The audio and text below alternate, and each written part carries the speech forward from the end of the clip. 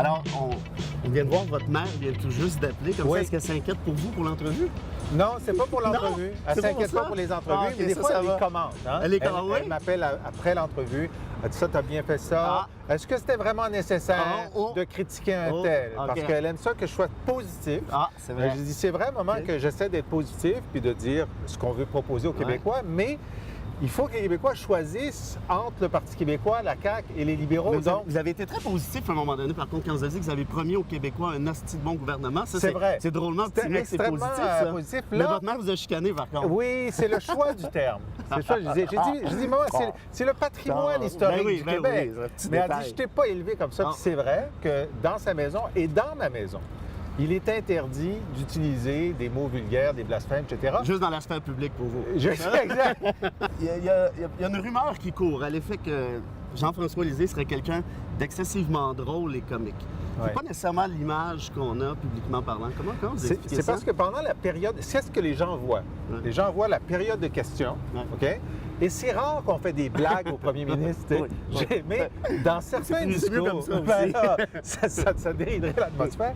Mais c'est vrai que dans certains discours, puis c'est mon père. Mon père était très drôle.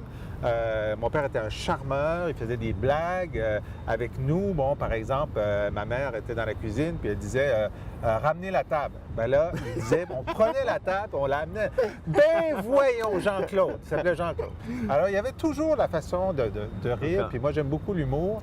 Et puis, souvent, même dans la vie professionnelle, donc, parfois, on vit des situations tendues en politique. Et l'humour, c'est une façon de détendre les choses. Vous en avez fait d'ailleurs, une bonne blague à Vincent Marissal sur sa vente de garage, mais lui, il n'a pas trouvé aussi drôle. Ça n'a pas détendu son atmosphère. Il faut que les gens soient un peu prédisposés. Oui, est-ce qu'il fait trop chaud dans la cuisine pour votre adversaire dans vos zones? Moi, je ne veux pas. Je veux dire juste des choses fines. On verra, oui, parce que votre mère va vous écouter. C'est ça, oui, maman. Tu vois, je fais des gros efforts. Les sondages, au moment où on tourne cette entrevue, sont difficiles. Je pense que c'est un euphémisme. On parle de 14 le dernier CROP et 16 chez les francophones. Toujours selon CROP, cela dit. Les légers vous donnent un peu plus. Qu'est-ce qui explique, selon vous, cette espèce de débat? Parce que je pense que c'est le terme pour tout ça. Je n'utiliserai pas ce terme-là. Je pense qu'il y a un grand paradoxe. C'est le paradoxe qu'on a une force politique qui est très grande. On a le plus de jeunes de tous les partis. On a une députation qui est X et Y de façon de plus en plus forte. Mais on est dans une année où les Québécois ont décidé qu'ils voulaient se débarrasser des libéraux. Et ils se disent, c'est peut-être la CAQ qui peut nous débarrasser, peu importe ce qu'on en pense. OK? C'est ça notre difficulté. Et lorsqu'on voit les gens, on leur dit, savez-vous que la CAQ veut privatiser la santé? Ah ben non, on ne sait pas ça. Savez-vous que la CAQ veut réduire les revenus scolaires d'1,4 milliard par année? Ah ben non, il ne faut pas réduire les revenus scolaires. Bon, alors c'est ça. Vous n'êtes pas au courant. La seule chose qui vous intéresse, c'est vous débarrasser des libéraux. On est d'accord. Et donc, cette campagne électorale va être un peu un référendum sur la crédibilité de la CAQ, puis sur le fait qu'il y a un genre de malentendu entre les Québécois qui veulent se débarrasser des libéraux puis veulent utiliser la CAQ pour ça, mais ils ne se rendent pas compte qu'à certains égards, pas tous, la CAQ serait pire que les libéraux. Si je vous dis que, et c'est mon hypothèse, que la Charte des valeurs a été une erreur magistrale pour le PQ, dans l'optique où, à mon sens, et je peux me tromper ou quelqu'un vous me corrigez, il y a 3 groupes clés qui ont pas quitté à 100 évidemment, mais qui ont graduellement délaissé le Parti québécois. Les jeunes, les intellectuels et la communauté culturelle qui vous appuyait le plus, ou une de celles qui vous appuyait le plus, au moins, c'est-à-dire les Maghrébins. Si je fais erreur. Oui, parce que, d'abord, il n'y a pas de... C'est une théorie qui est très forte chez ceux qui veulent y croire.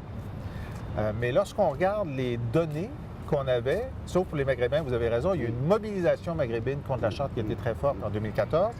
Mais sur le reste de la société, y compris les jeunes, on ne peut pas faire cette démonstration-là. Puis on ne peut même pas faire la démonstration que la Charte a eu un impact sur le vote. C'est d'autres éléments qui ont un impact.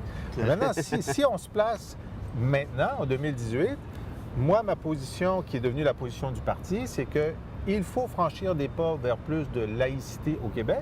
Il faut le faire de façon beaucoup plus graduelle et respectueuse. Par exemple, moi, je dis en éducation, puis pour les gens qui sont en position d'autorité, comme les policiers, il ne faut pas avoir de signe de conviction, mais il faut respecter les droits acquis. Donner un droit acquis, mais vous discriminez à l'embauche. Mais la CAQ, c'est-à-dire que c'est une règle. Il y a une règle à l'embauche. C'est une règle discriminatoire. C'est comme il faut porter un uniforme si on est policier, il faut avoir. Il y a des règles à l'embauche. Pensez-vous passer le test des chartes, des vraies chartes? On peut être en désaccord.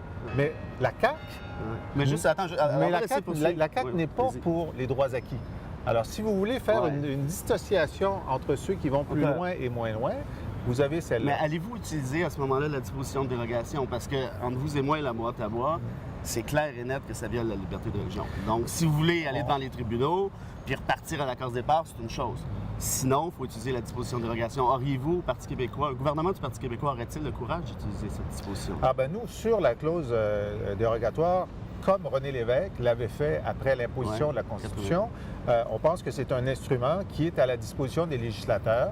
Ça fait partie d'une Constitution qu'on n'a même pas acceptée, donc on n'a aucune hésitation à l'utiliser lorsque c'est nécessaire. Donc vous le feriez dans un cas comme je ne le dis pas spécifiquement là-dessus. Là, ce qui est intéressant, c'est qu'avec la loi proposée par les libéraux, il y a un débat juridique qui va nous donner des indications de l'évolution de la jurisprudence, parce que pour l'instant, on est dans la théorie. Oui. Est-ce que vous couperiez les subventions aux écoles dites religieuses? Bien, en ce moment... Parce que si on parle de laïcité de l'État, tant qu'à moi, ça, c'est pas mal plus important qu'une laïcité individuelle ouverte versus fermée. Nous, on pense que les écoles qui font de la discrimination à l'embauche des professeurs ou à la sélection des enfants sur une base religieuse ne devraient pas être subventionnés. OK, très bien. On vous a connu pour certaines déclarations sur l'identitaire. Notamment, il y a des hijabs partout. Ça suffit. Question pour vous. Est-ce que vous remplaceriez le terme hijab par kippa? Il y a des kippas partout. Ça suffit. Oui, parce que c'est les signes religieux. Alors, la question qui était posée, c'est est-ce que les figures d'autorité qui sont avec nos enfants en garderie ou à l'école primaire ou secondaire devraient avoir des signes religieux ou des signes convictionnels, c'est-à-dire des signes politiques. Nous, notre réponse, c'est non. Devant les enfants, on devrait être neutre. On représente l'éducation, on représente l'État, on représente les valeurs communes. Donc, on ne devrait pas afficher ses convictions. Et d'où notre position là-dessus. Alors, vous êtes cohérent, j'apprécie. OK, très bien. Encore sur le plan humain, on en parlait un petit peu tout à l'heure, vos enfants, plusieurs de vos enfants, en fait, sont en France. Comment on concilie cet univers qui est parfaitement burlesque, qui est la politique, avec une conciliation travail-famille, particulièrement avec un enjeu géographique comme le vôtre? C'est très compliqué, puis je ne peux pas dire que c'est quelque chose que j'ai pas souhaité ça. C'est la vie qui a fait en sorte que ce soit comme ça. Et l'important à travers tout ça, c'est de garder une qualité de relation avec chaque enfant qui est constante. Et puis, pour l'instant, là, je touche du bois.